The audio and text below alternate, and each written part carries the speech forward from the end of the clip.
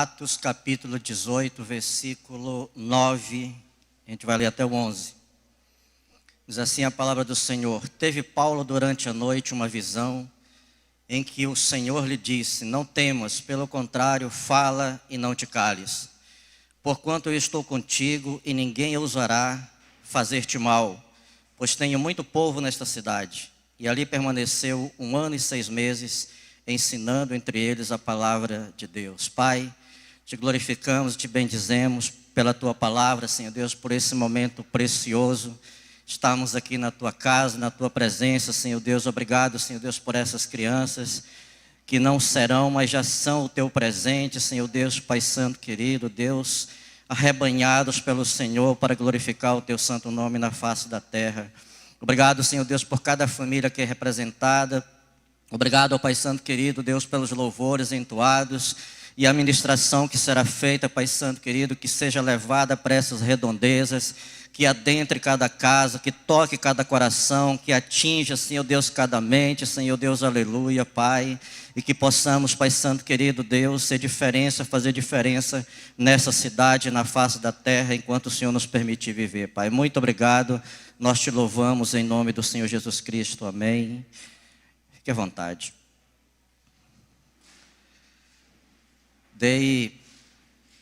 Gostaria também que acendesse as luzes para mim, haja luz para mim. Estou ficando meio sem visão. Aleluia. Eu dei o título dessa mensagem de Uma Igreja Improvável. A gente vai entender por que esse título.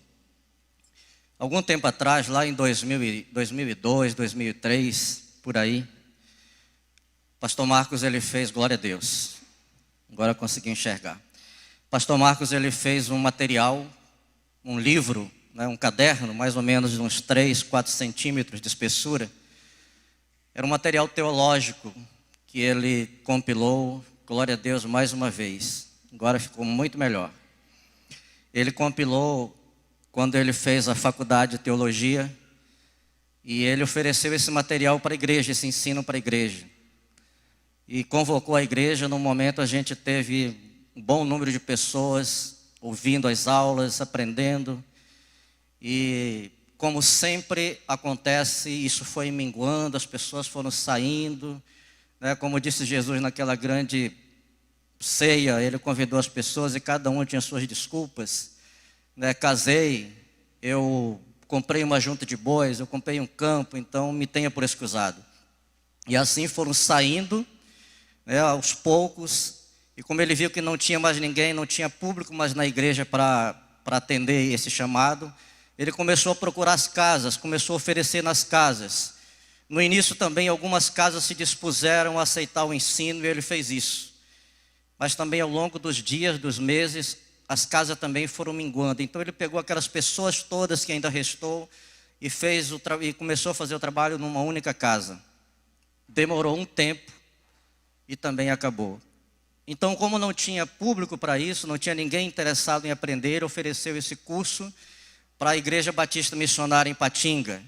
E o pastor Antônio Carlos aceitou, e ele foi uma vez por semana ele ia para Ipatinga para ministrar aquilo que a gente não quis receber. Desse material teológico, ele fez um livro que ele chamou de Curso para Novas Criaturas, Novos Convertidos. Que nós trabalhamos hoje para novos convertidos, para aquelas pessoas que estão vindo para a igreja. E algumas pessoas no início falaram assim: pastor, mas é um livro muito condensado, muito sucinto. É um livro que nos traz muito ensinamento. É muito pouco. Mas deixa eu te falar uma coisa. Se você pegar todos os versículos e os paralelos sugeridos nas 20 lições que constam desse livro, você terá percorrido toda a Bíblia de Gênesis a Apocalipse. Se você ler os versículos e paralelos sugeridos nas 20 lições desse livro, você terá aprendido sobre a criação e até o arrebatamento. É o que nós estamos trazendo. Hoje a gente vai ter entrega de alguns certificados aqui do curso Nova Criatura. Não é especificamente para novos convertidos, mas aquelas pessoas que também estão chegando de outros ministérios. E essa palavra que eu vou estar ministrando, eu estive compartilhando isso lá na lição 17 desse livro, que fala sobre entenda algumas doutrinas. E é interessante, queridos, que às vezes as pessoas falam da Bíblia como se fosse um livro simplesmente histórico. Na minha época, quando eu era menino, há muitos anos atrás, eles falavam que crentes chamavam de protestantes. Crentes eram pessoas de pé trocado, ou seja, não tinham entendimento de nada, não tinha cultura, não tinha nada. Aceitaram simplesmente aquilo que lhes foi colocado como uma verdade. Quando alguns estudiosos leram que Abraão tinha saído de Ur dos Caldeus, e que Deus chamou esse homem para ser pai de uma numerosa nação, e que reis partiriam dele, nações sairiam deles, eles falaram assim: improvável que isso aconteça. Isso não pode ser verdade. Olha para Ur dos Caldeus e você vai ver quem era Ur dos Caldeus. Queridos, recentemente a arqueologia moderna, fazendo um trabalho, pesquisa, escavações em Ur dos Caldeus, descobriu salas de aula,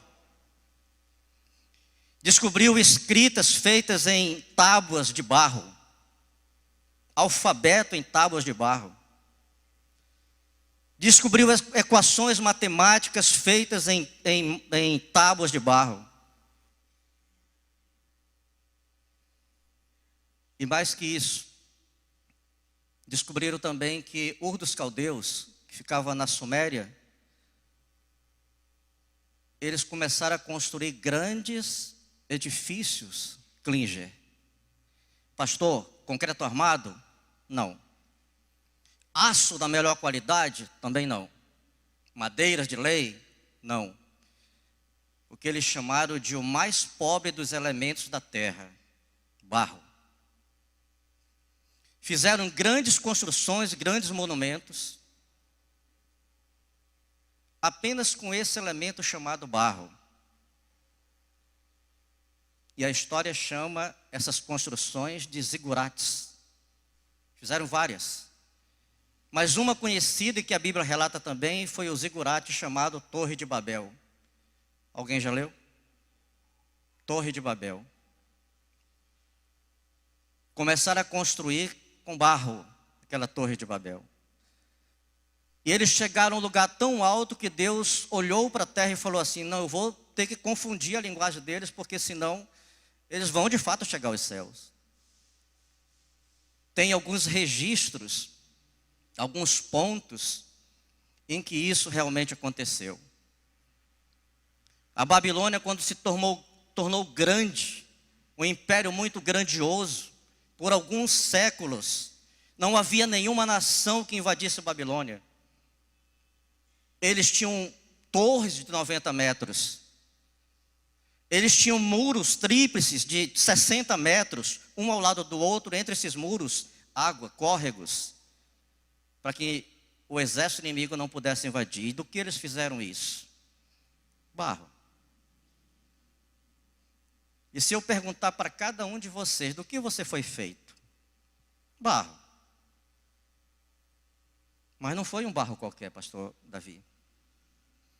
A palavra diz que naquela região teve uma pesquisadora da NASA que, intrigada com isso, ela foi fazer uma pesquisa nessa região, onde provavelmente Deus tirou uma argila da terra e fez o homem, e chegou a um tipo de argila chamada caulim, que por muito tempo ela serviu para branquear papel. Não sei se faz hoje, talvez não.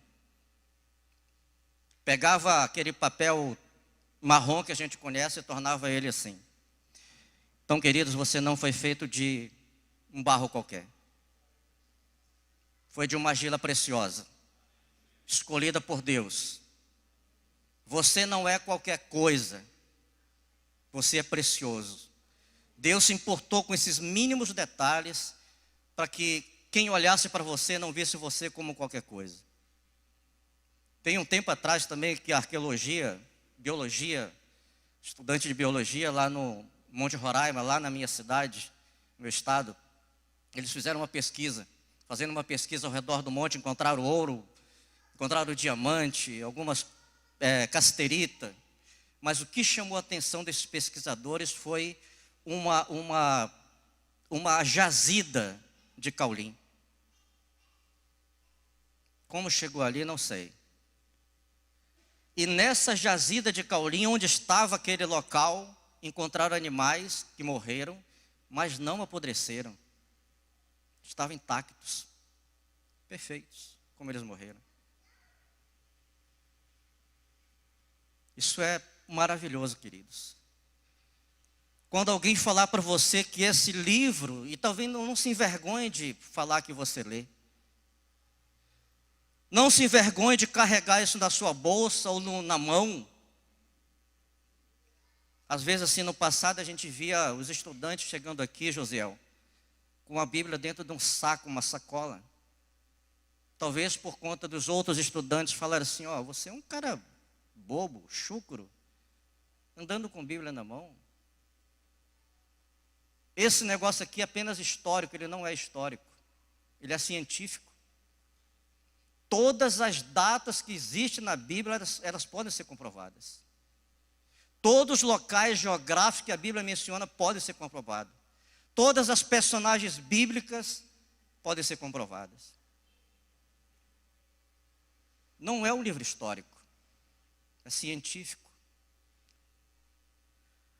E eu quero falar de alguma coisa hoje sobre isso, relatos. Tem o livro de um escritor chamado Nos Passos de São Paulo, que é muito interessante. E a Bíblia, o texto que nós lemos aqui, diz que logo no capítulo 17, um pouco atrás, Paulo ele estava pregando, havia se convertido, estava pregando em Atenas, nas ruas. E alguns sábios estoicos e epicureus, vendo que Paulo tinha muita ousadia, tinha desprendimento, tinha uma boa fala, chamou ele para ir também falar no Areópago. E aí ele olhou para todos os lados, e a Grécia era um panteão de deuses, havia deuses para tudo que era gosto. Mas de repente ele olha para um lugar e vê uma escrita lá no monumento chamado ao Deus desconhecido. E ele começa a pregar sobre esse Deus desconhecido, falando sobre ressurreição, falando sobre vida eterna, falando sobre vida depois da morte. E eles ficaram muito chateados com ele, falaram assim, ó, você é um tagarela, você realmente não tem nada a ver com a gente aqui, expulsaram ele de lá. E a Bíblia diz que ele foi para Corinto. E quando ele chega em Corinto, ele tem uma visão. Deus fala para ele assim, olha, o texto fala assim, teve Paulo durante a noite uma visão em que o Senhor lhe disse, não temas. Pelo contrário, fala e não te cales, porque eu estou contigo. Ninguém ousará fazer-te mal. Diga comigo, pois tenho muito povo nesta cidade. E o texto continua, e ali permaneceu 1 ano e 6 meses ensinando entre eles a palavra de Deus. Queridos, nem sempre quando a situação parece complicada, difícil, quando há resistência de todos os lados, quando as pessoas não querem nos ouvir, quando as coisas não estão dando certo, significa que Deus não está naquele negócio. E também não significa que Deus não está presente. Paulo deixou a cidade de Atenas, foi para Corinto, que ficava a cerca de 80 quilômetros de Atenas. Nessa época, Corinto tinha cerca de 600 mil habitantes, 500, 600 mil habitantes. Já era uma grande metrópole para a época. E é interessante que quando ele chega nessa cidade, ele conhece algumas pessoas, alguns gregos, também alguns judeus, prega para eles, alguns judeus aceitam a palavra, se convertem, alguns gregos também aceitam a palavra, umas poucas pessoas se convertem. Corinto era uma cidade composta de várias nações, havia os gregos locais, havia os egípcios, havia os romanos. Nessa época a cidade de Corinto era administrada por romanos. Havia judeus também, havia espanhóis. O mundo da época estava indo para Corinto porque havia 2 portos. Pelo lado do mar Adriático havia o porto de Lecaion. Pelo lado do mar Egeu havia o porto de Cencreia. E os navios aportavam nesses portos porque era menos problemático. Não havia muitas ondas fortes, temporais. E eles preferiam aportar ali porque era mais seguro para eles desembarcarem. Uma coisa interessante também é que a gente vê a Bíblia falando de Apolo, que era um fazedor de tenda, e de Paulo, também era um fazedor de tenda. E esses escritores sugerem que Paulo realmente ele trabalhou nesses navios para ganhar algum dinheiro. Quando eles chegavam com suas velas destruídas, rasgadas, como ele sabia trabalhar com esse material, ele ajudava os navios a recuperar suas velas para eles irem para outros lugares. Então, queridos, a gente vai vendo que realmente essa situação de Corinto, quando Paulo chega, e é muito importante isso, devido assim às nações da época aportarem ali os navios, e era cobrado também, cada navio que aportava, o governo romano cobrava uma taxa para ele, os marinheiros até para andar, se deslocar na cidade, o governo romano cobrava uma taxa para ele, então havia muito dinheiro, fora as mercadorias que chegavam ali e saíam dali também. E em função desse materialismo, se criava ali diversas situações degradantes, a luxúria dominava, promiscuidade dominava, havia muita prostituição naquele lugar por conta dos marinheiros que aportavam ali. Os fenícios e os sírios também, eles faziam parte desse povo de Corinto. Um outro fator importante nessa cidade de Corinto, esses comerciantes, esses marinheiros, esses escravos libertos, também havia muito disso. Corinto é uma cidade que durante algum tempo, ela teve escravos, depois ela resolveu libertar. Então, esses escravos libertos faziam parte também dessa comunidade de 600 mil habitantes. Prostitutos sagrados, homens e mulheres, havia em Corinto. Judeus também havia em Corinto. Uma coisa muito importante que nesses 18 meses, 1 ano e 6 meses que a Bíblia diz que Paulo passou ali, foram essas pessoas que formaram essa igreja de Corinto. Para nós, uma igreja improvável. Ninguém talvez daria nada por aquele grupo de pessoas. Mas um fator muito interessante, dada essa diversidade de situações que se criou nessa cidade. Pessoas de todos os lados, de todas as regiões, todos os credos. Nessa igreja que começou a ser formada, havia muita discussão, havia muita contenda, havia muitas preferências de liderança, você vê isso na carta de Coríntios. Alguém preferindo o outro querendo o outro. Havia muita complicação. Lá no capítulo 3 da primeira carta aos Coríntios, versículo 3 e 4, a palavra diz assim: porquanto, havendo entre vós ciúmes e contendas, não é assim que sois carnais e andais segundo o homem?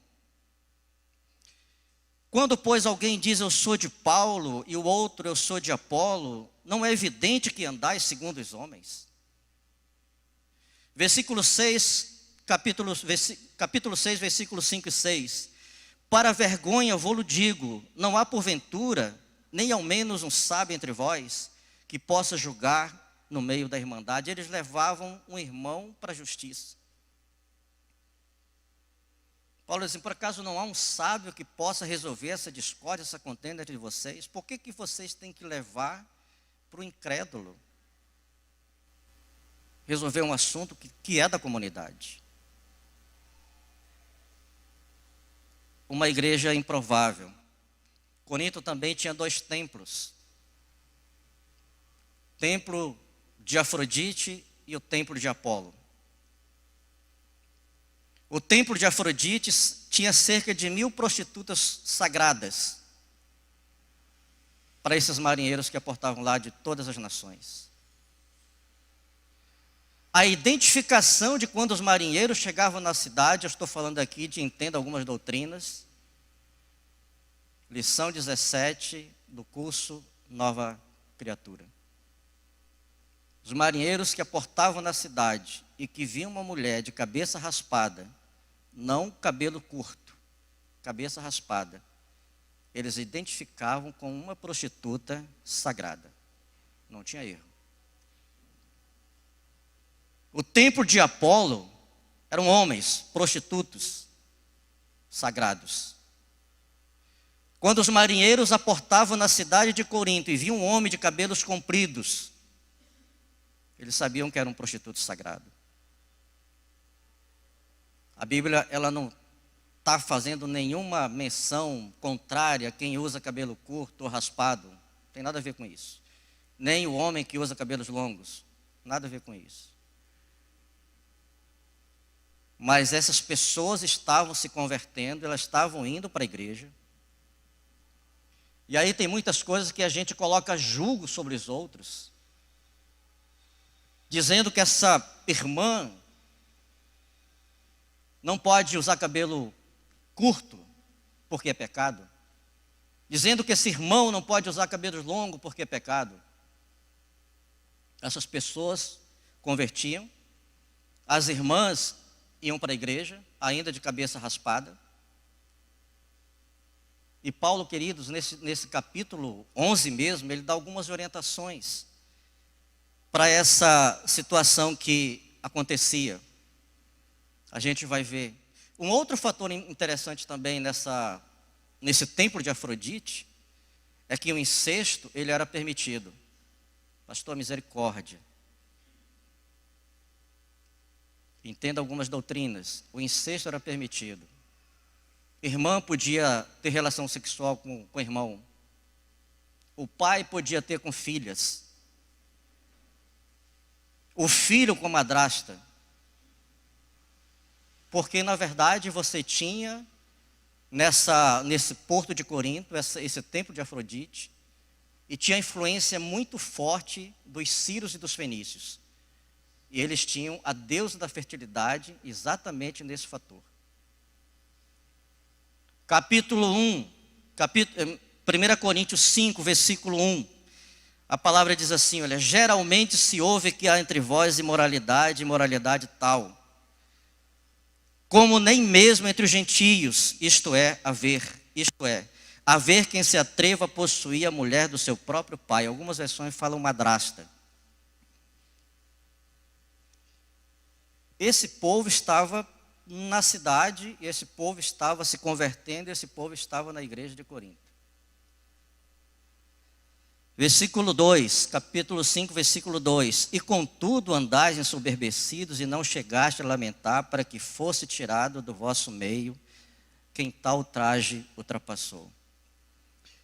Tem um adendo aqui para a igreja, queridos. Corinto, se você ler Corinto, você vê que era uma cidade carismática, amém? Orava em línguas, tinha dons, tinha revelação, o negócio fluía, tudo bem. E a pergunta que com certeza eles faziam um para o outro, pastor Davi, por que se importar com um pecado desse? Já que nós estamos bombando. Chega no meio da igreja, não tem uma pessoa que não esteja orando em línguas. Nos nossos cultos não tem uma pessoa que não tenha revelação. Por que se importar com isso? E Paulo chama isso de soberba. Falta de compreensão, falta de discernimento, falta de posicionamento. Por que se importar com isso? E nos versículos seguintes, Paulo vai discorrer dizendo assim, olha, primeira coisa que ele fala, esse problema não é dos líderes. Ele não chamou a atenção dos líderes. Ele não fez menção disso, chamando a atenção dos pastores, presbíteros, diáconos, bispos. Mas ele chamou a igreja e falou: igreja, essa é uma responsabilidade tua. É uma responsabilidade da comunidade, do corpo, da congregação, não é de um líder. Porque quando Deus julgar esse pecado, não serão só os líderes que serão alcançados, será toda a igreja.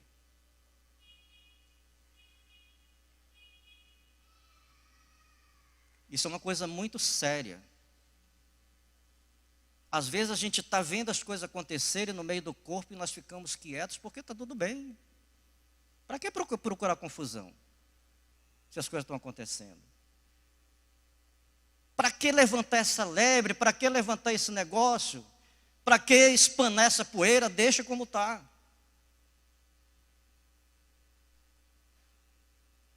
Mas Paulo lembra os irmãos que um pouco de fermento, ele resgata lá no Velho Testamento, um pouco de fermento, colocado numa massa, ele vai levedar toda a massa. Um único pecado no meio do povo que não é tratado, ele não atinge só a liderança, o corpo. E daí você vê no nosso tempo, em épocas passadas, igrejas partindo, rachando, liderança rachando, por quê? Fermento. Um pouco de fermento leveda toda a massa e não atinge só uma liderança. Se fosse só a liderança, seria maravilhoso. Mas tem gente que não tem nada a ver com a história e se encontra envolvido também. E Paulo fala assim: olha, vocês deveriam corrigir. E ele usa um termo jurídico. Amanda, advogada. Vinícius, criminalista. Ele fala assim: olha, eu estou ausente, mas soube do caso, avaliei, vi acusação e defesa, e sentenciei essa pessoa que ela seja retirada do corpo. Foi julgada e ela foi achada com culpa, então ela tem que ser retirada do corpo. Ele usa um termo muito pesado: ela tem que ser entregue a Satanás para que viva. Ou seja, ela tem que sofrer, não exatamente o diabo, mas ela tem que sofrer por aquilo que ela fez, e para depois ela ser integrada. Capítulo 2 de 2 Coríntios, ele fala de um homem que passou tristeza, muita tristeza, agonia, sofreu, ele se arrependeu, ele foi perdoado. Ele diz assim: olha, se aquilo que vocês perdoaram, eu também perdoo. E alguns comentaristas falam que esse homem era aquele lá que possuía sua madrasta. Ele se arrependeu, ele se angustiou, ele sofreu, ele pediu perdão e ele foi reintegrado ao corpo. Aleluia. Essa é a igreja de Corinto, queridos, que talvez nenhum pastor, exceto Paulo, quisesse ser pastor dessa igreja. Mas você vai ver. Um outro fator interessante que a gente vê nisso aí, em relação a essa questão lá dos cabelos, lá em 1 Coríntios 11, versículo 13, eu tenho aqui nos meus bolsos, ele fala assim: olha, julguem vocês mesmos. Será que é certo que num culto de adoração a mulher ore sem estar com a cabeça coberta? Isso é uma coisa assim que muito tempo, desde que eu me converti, eu ouço muitas vezes esse julgo que é colocado sobre as pessoas, sobre as irmãs precisamente, sobre essa questão de cabelo. E ele continua, versículo 14, 1 Coríntios 11. Pois a própria natureza ensina que o cabelo comprido é desonra para o homem. Mas para a mulher, o cabelo comprido é motivo de orgulho. O cabelo foi dado para ela em lugar de véu. Estou na linguagem de hoje. É interessante, queridos, lá nos primeiros capítulos, no versículo do capítulo 11, ele vai discorrendo sobre isso. Mais uma vez, ele não está falando sobre poder usar, não poder usar, mas ele está dizendo: pessoas estão se convertendo, observa isso, para que ele não te confunda mais. para que o marinheiro não te confunda, irmã, porque agora você é uma serva de Deus. Enquanto teus cabelos não crescerem, faz como as judias, coloca um véu, literalmente, até seu cabelo crescer. Irmão, você agora se converteu, você agora é um servo de Deus. Se te convém, não deixa teus cabelos compridos para que você não seja confundido quando os marinheiros chegarem na cidade. Maravilhoso, né? Ao invés de pegar e banir a pessoa, de excluir a pessoa, de afastar a pessoa, de contar uma história para ela, sugere. Queridos, não convém. E ele vai falando de carne, olha, se você gosta de churrasco, mas o teu convidado não gosta, então você não coma. Se você não tem nenhum problema com vinho, tem muita gente que não tem problema. Mas se o teu convidado, o teu irmão, vai tropeçar, não beba. É o outro. Muitos ensinamentos Paulo deu nessa cidade sobre essa questão do relacionamento com o outro. E isso também perpassa esse tempo, chega até a gente, e a gente se debate muitas vezes com isso. No templo de Afrodite e de Apolo, estou falando sobre, entenda algumas doutrinas, aquilo que você na Bíblia, aquilo que você lembra que a Bíblia não é um livro histórico, é científico. Você pode provar nos passos de São Paulo. Você pode provar esses eventos que aconteciam na cidade de Corinto e a Bíblia, que a Bíblia relata. No templo de Afrodite e no templo de Apolo havia salas paralelas. Como essa aqui, havia salas para lá, havia salas para cá e havia salas atrás. Onde essas pessoas que cultuavam deuses estranhos comiam ainda carnes sacrificadas a ídolos. Aleluia. Não pelo ídolo, mas pela palavra. 1 Coríntios 8, capítulo 8, versículo 8 a 11, diz assim: não é a comida que nos recomendará Deus, pois nada pertencemos se não comermos, e nada ganharemos se comermos. Vede, porém, que essa vossa liberdade não venha de modo algum ser tropeço para os fracos. Se você percebe que seu irmão é fraco e você é forte, seja fraco. Não beba. Não coma. Se a gente comer, faz diferença. Se a gente não comer, não faz diferença. Se você, por algum acaso, tiver alguém que é vegetariano ou vegano e você quer ganhar essa pessoa para Cristo, seja vegetariano, seja vegano. Não coma carne e não coma nenhuma proteína animal. O reino de Deus é maior do que isso. Maior do que bebida e comida. Amém, queridos? E é o que a palavra diz. Havia salas paralelas onde eles se esbaldavam comendo carnes sacrificadas a ídolos. Continua versículo 10. Porque se alguém te vir a ti, que és dotado de saber, a mesa em templo de ídolo, não será consciência do que é fraco, induzida a participar de comidas sacrificadas a ídolos? Não seja um exemplo ruim. E assim, por causa do teu saber, perece o irmão fraco pelo qual Cristo morreu, e deste modo, pecando contra os irmãos, golpeando-lhes a consciência fraca, é contra Cristo que pecais. Entre uma pessoa se converter e você continuar com a sua mania, achando que você é muito forte, desista. Seja fraco. Olhe para essa vida que está precisando ser salva. E ele resgata isso também, se você ler lá em 1 Coríntios, capítulo 11, ele vai falar da mesma coisa, de formas. Lá já na igreja de Corinto, as pessoas estavam nas salas. Ele fala assim, olha, vocês por acaso comem antecipadamente a ceia? Ao passo que há pessoas famintas do vosso lado e vocês não atentam para isso. Eles achavam, esse pessoal que converteu em Corinto, eles achavam que o templo de Cristo era mais um Deus. Eles achavam que aquelas manias que eles trouxeram de fora, por isso que é interessante você aprender. Foi por isso que o pastor Marcos quis realmente que a igreja aprendesse detalhes pequenos.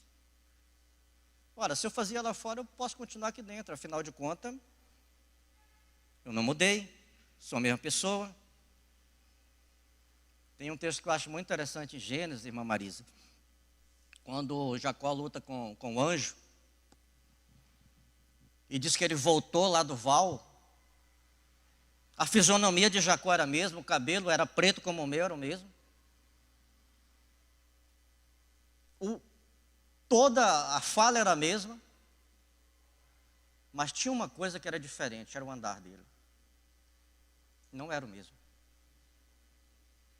Não tem como realmente você se encontrar com Cristo, seu andar continuar igual você era.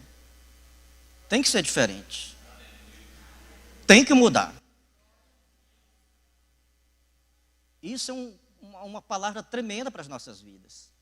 Jacó se encontra com Deus, quando ele se apresenta para os outros, ele já não era a mesma pessoa. Aleluia. Eu coloquei aqui, olha, versículo 1, 21, 22, a gente não vai ler, da ceia, capítulo 11, versículo 21 e 22. Ele resgata a mesma conta das salas paralelas. Por isso que a gente vê Paulo falando para eles assim, olha, não façam isso. Espere pelos outros. Aleluia. Voltando lá ao capítulo 18, versículo 22, capítulo 18, versículo 9. Eu acho que o meu relógio parou. Ou não parou, não.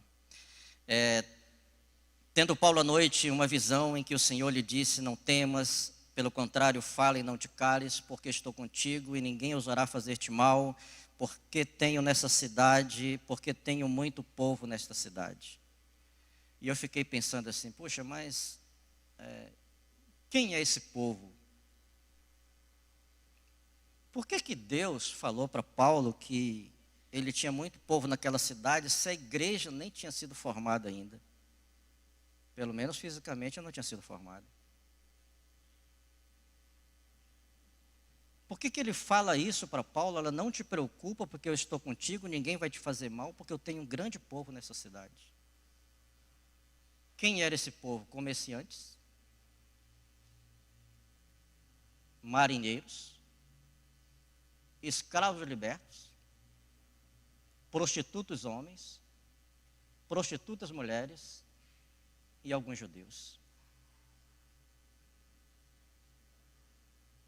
Essa foi a igreja que foi formada. E aí você pode pensar, vingou? Floresceu essa igreja? Deu certo? Deu. Deu muito certo. A gente olha para esse texto e a gente vê que essa igreja é problemática, inconsequente, irreverente, briguenta, onde contendia com seu irmão, onde preferia um ou outro líder. Essa igreja, ela foi plantada, ela foi ensinada no amor de Cristo. Vingou, floresceu, prosperou. E aí ele diz uma coisa lá no capítulo 1 da primeira carta aos Coríntios, versículos 26 a 31. Eu quero ler para os irmãos. Eu estou na NVI. A NVI anotada, a linguagem de hoje, a viva, também traz textos parecidos.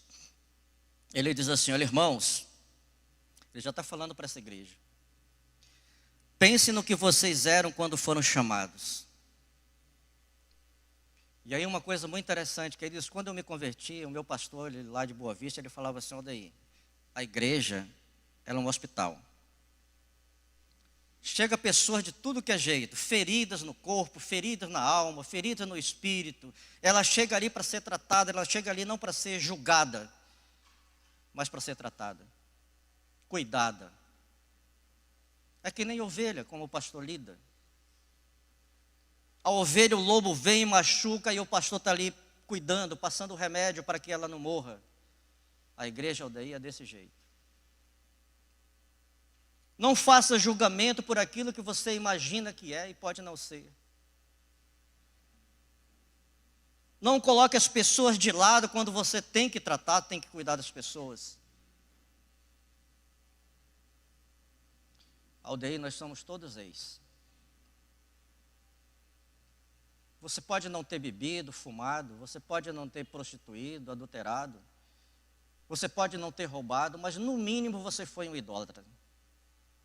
Serviu a deuses estranhos.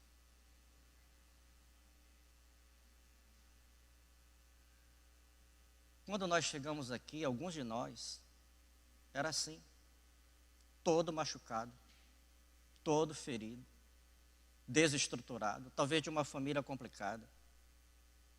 Mesmo aqueles que nasceram em família cristã, muitas vezes chegam arrebentados por causa da exigência, da cobrança.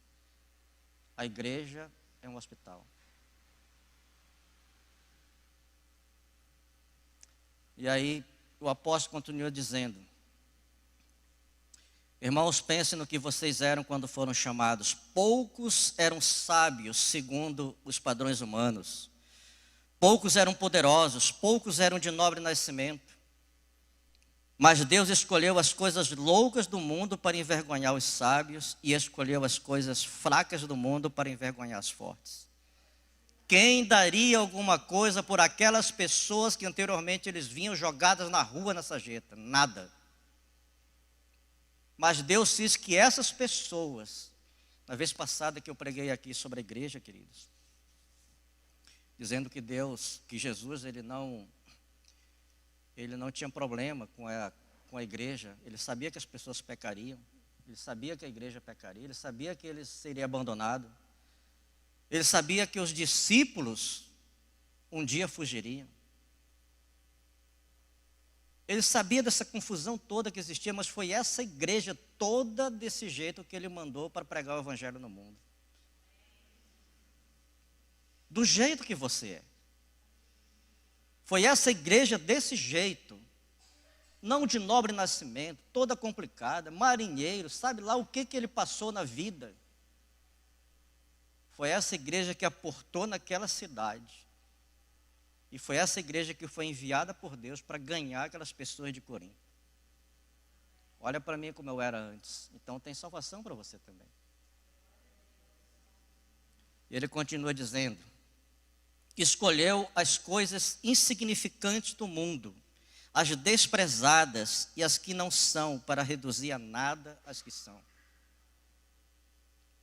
Agora a irmã não tem mais cabelo raspado, ela não precisa mais desse ofício, agora ela tem um trabalho. Agora o irmão de cabelos compridos não precisa mais desse ofício, ele tem um trabalho. Agora o judeu não precisa acreditar que ele está esperando o Messias já chegou. Agora o fenício e o sírio não precisam mais fazer aquelas coisas lá, aquelas coisas horrendas, para que a produção dele seja fértil. É só ele buscar o Deus dos céus, e ele vai dar chuva, vai fazer crescer. Continuando, para que ninguém se vanglorie diante dele. Porém, por iniciativa dele que você está aqui. Eu estou na versão NVI. É porém por iniciativa dele que você está aqui. E vocês todos estão em Cristo Jesus. Aleluia. É por iniciativa dele, não é pelo seu bom caráter. Não é por você ser uma pessoa ilibada, não é por você ser uma pessoa sábia, de nobre nascimento, mas é por iniciativa dele. Foi ele que quis te trazer a esse lugar nessa manhã para participar dessa ceia do Senhor. Foi ele que quis que você pertencesse a essa comunidade para que você possa espalhar as boas novas de Cristo por onde você passar. Foi ele que quis que nessa cidade se estabelecesse várias outras comunidades, buscando o Senhor. Não foi por eles, não é por nós. Aí ele fala assim: os que estão em Cristo Jesus, o qual se tornou sabedoria de Deus para nós, isto é, justiça, santidade e redenção. Quer alguma coisa mais que isso, queridos? Você olha para você olha para o seu irmão e você vê um irmão nessa condição. Justiça de Deus, santidade de Deus e redenção de Deus para a humanidade. Para que, como está escrito, quem se gloriar, glorie-se no Senhor. Se você hoje alguma coisa, se você hoje aprendeu alguma coisa, glorifique a Deus. Se você hoje tem uma habilidade, seja ela qual for no reino de Deus, glorifique a Deus. Senhor é por ti. Se você hoje ainda está em pé, é por Ele. Senhor, não é por mim. Se você tem saúde, se você pode glorificar, se você tem fala, se você pode falar, é por Ele, não é você. Amém, queridos? Vamos ficar em pé, nós vamos participar da ceia do Senhor.